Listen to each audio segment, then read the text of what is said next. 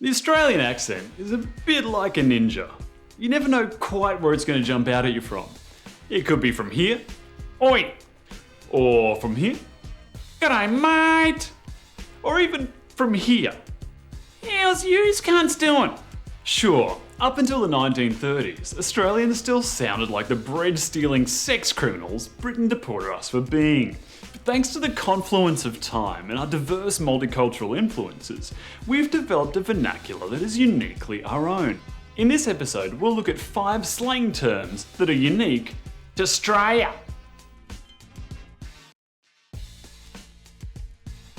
Gavin is a beautiful word, but it's so much more than a word. It's basically a declaration. You look fat. Ah, Gavin. Oh, nice hair. Ah, Gavin. I voted for Abbott. Ah, Gavin.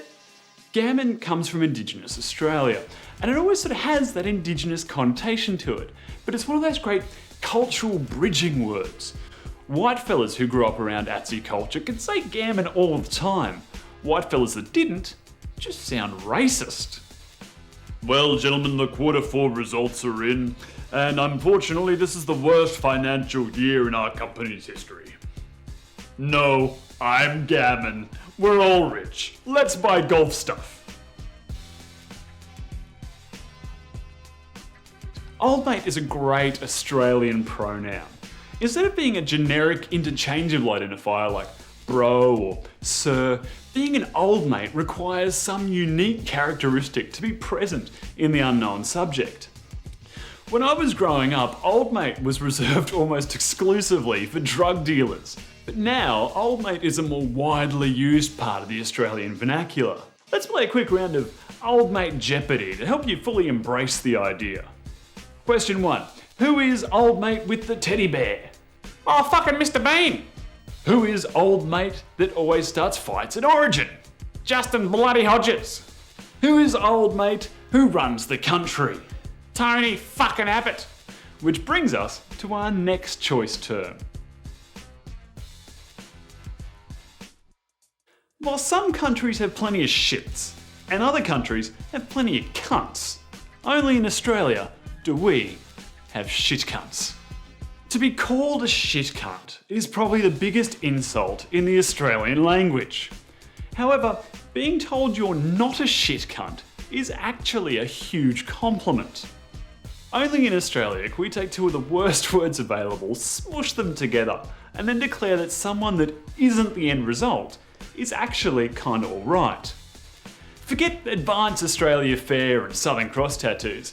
The shortcut to being a patriotic Australian is simple. Just don't be a shit cunt.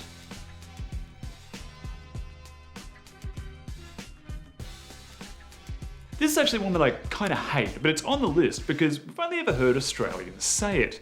Like when you ask someone to do something and they respond sarcastically with, well, I didn't come here to fuck spiders. How are you supposed to respond to that? I mean, what the fuck does that even mean? I didn't come here to fuck spiders. I get that it's an example of our Australian larrikin sense of humour, but what if a little spider pussy is exactly why you're out in the town? Want another beer, Jimmy? Well, I didn't come here to fuck spiders. Well, I fucking did, Jim, and there ain't no spider taint anywhere in this place. There ain't no redbacks, there ain't no huntsmen, I would settle for a daddy longlegs at this point. You know what you do, Jim? You try to set me up with Sandra from accounting. Do you know how many legs Sandra has, Jim? 2. 2 fucking legs, Jim. You know I like spiders. I'm gonna get out and I'm going. You buy your own fucking beer, Jim. I am out of here.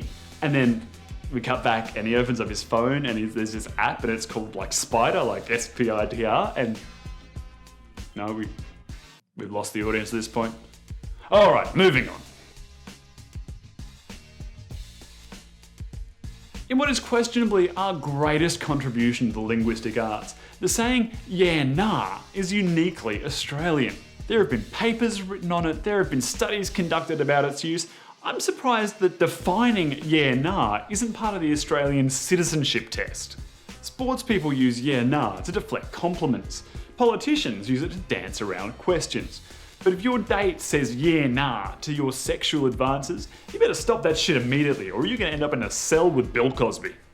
So that's our episode for the week. We hope you enjoyed it. You can find more articles, videos, and dick jokes on our website. You can like us on Facebook, follow us on Twitter, and we'll see you all next time.